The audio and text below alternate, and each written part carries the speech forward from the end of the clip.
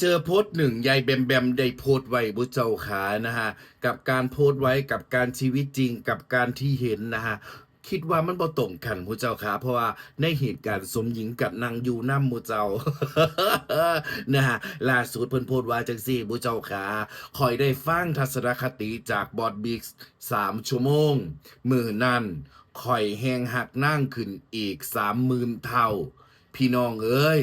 ไม่มีอะไรที่ทำให้ฉันผิดหวังเลยว่าสันว่าบุเจ้าขามันเมียนอยู่ติยายอืมข่อยคือเห็นเจ้ายกเอานะฮะชนแก้วอยู่บุเจ้าขานะฮะอ่าล่าสุดก็สิมีคลิปหลุดอยู่ดอกเนาะยางสิเมื่อบ้านตี 4 ตี 5ยางเซ่สกเซ่ทรายเจ้ามีเวลานั่งฟังเพิ่นเว้าอยู่ติยายข่อยเห็นแต่เจ้าดำเอาก็กอดเฟียผู้เบาอยู่เบิดคืน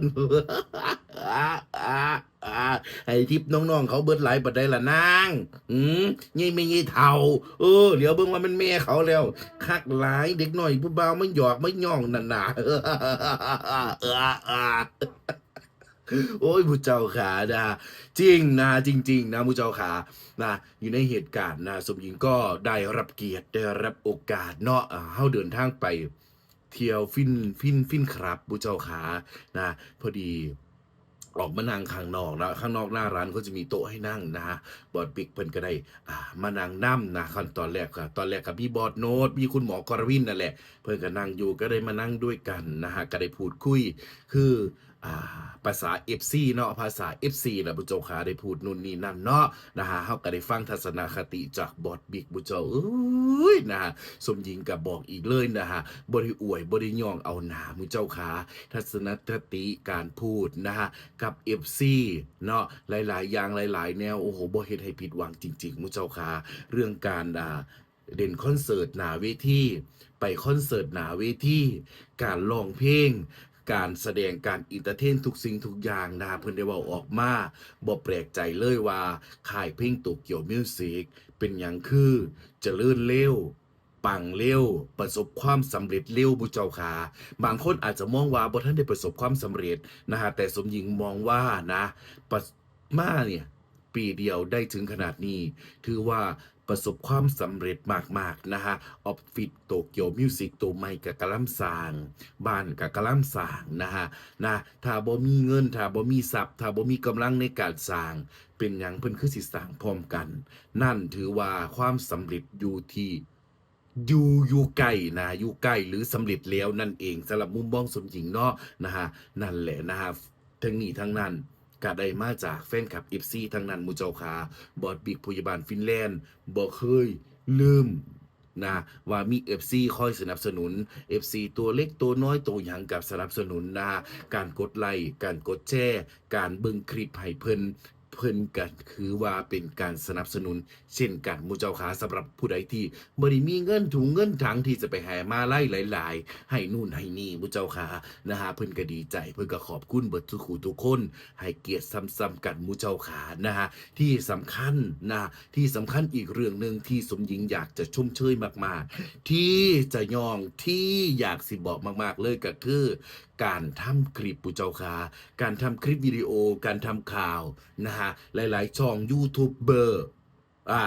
ครีเอเตอร์วัสันทอดาวตอกดาวยังก็แล้วตามที่ผู้เจ้าขาเอาคลิปของเพิ่นไปลงเพิ่นบ่เคยห่วงผู้เจ้าขาขอแค่ก็เอาไปเฮ็ดแล้วอย่าให้เพิ่นเสียหายเพียงแค่นั้นเองอย่าเอาไปโปรโมทการบ่ดีสิ่งที่ผิดกฎหมายแค่นั้นเองอย่างอื่นเพิ่นบ่เคยห่วงผู้เจ้าค่ะนะฮะอยากให้เฟซกับ FC ได้เฮ็ดได้ทำมาหากินได้มีความสุขนะฮะและที่สำคัญคนก็สิรู้จักเพิ่นมากขึ้นนะจะได้เห็นมุมของเพิ่นเยอะมากขึ้นนะล่าสุดที่เพิ่นไปทำการแสดงอยู่บางปูวันที่1นะฮะวันที่1พฤษภาคมที่ผ่านมาหมู่เจ้าขาวันแรงงานเนาะเพิ่นก็ยังได้โพสต์ประกาศเลยนะฮะ2-3โพสต์เลยว่าให้แฟนคลับ FC คนที่ทำคลิปคนที่เป็นครีเอเตอร์คนที่เป็นยูทูบเบอร์สามารถมาถ่ายเพิ่นหน้างานหน้าเวทีได้เลยนะฮะเป็นอย่างค่อยย่องเป็นอย่างค่อยว่าผู้เจ้าขาเพราะนะฮะหลายวงหลายคณะหลายศิลปินหลายค่ายนะฮะเขาหวงนะผู้เจ้าขาเขามีลิขสิทธิ์ในการทำของเขาแต่เราก็เข้าใจนะฮะมันคือทรัพย์สินทางปัญญา พิ่นเฮ็ดขึ้นมานะฮะเพิ่นก็สิเอามาสร้างทำมาหากิน แต่บอดบีกบ่ห่วงหมู่เจ้าขาและหมอรำอีสานนครศรีนะเพิ่นก็บ่ได้ห่วงคือกันนะฮะได้ยินจากปากบอดโนตเช่นกันนะผู้ใดอยากสิไปเฮ็ดอยากจะทำแต่อย่าทำให้มันน่าเกลียดนะผู้เจ้าขาอยากเอาสิมาเฮ็ดจะมาทำข่าวสำหรับนักข่าวสำหรับผู้ใดที่อยากเฮ็ดเพิ่นว่านะฮะเอาเฮ็ดให้มันพอดีพองามอันใดที่มันบ่ดีอันใดว่ามันจะเสียหายเฮาก็คัดออกเฮาอย่าห่วงแต่ยอดเหรียญยอดไลค์ยอดหยังผู้เจ้าขานะฮะฮักกันฮักเพลงศิลปินนำที่สำคัญเฮ็ดแล้วก็ฮักศิลปินแน่อย่าสิเอาไปแต่อันมีรายได้แล้วก็สิไปเปย์แต่แนวอื่นหลายเพิ่นว่า เอามาเปย์ไข่น้ำแน่ อันนี้บ่แม่นเด้อผู้เจ้าค่ะอันนี้หนูเว้าหยอกนะไม่มีคำนี้ออกมาเลยผู้เจ้านะฮะหนูก็เสริมเติมแต่งให้มันสนุกสนานให้ดูฟังแล้วเพลิดเพลินผู้เจ้าค่ะฝากไว้นำแน่เด้อพี่น้องนะคะบอดบิ๊ก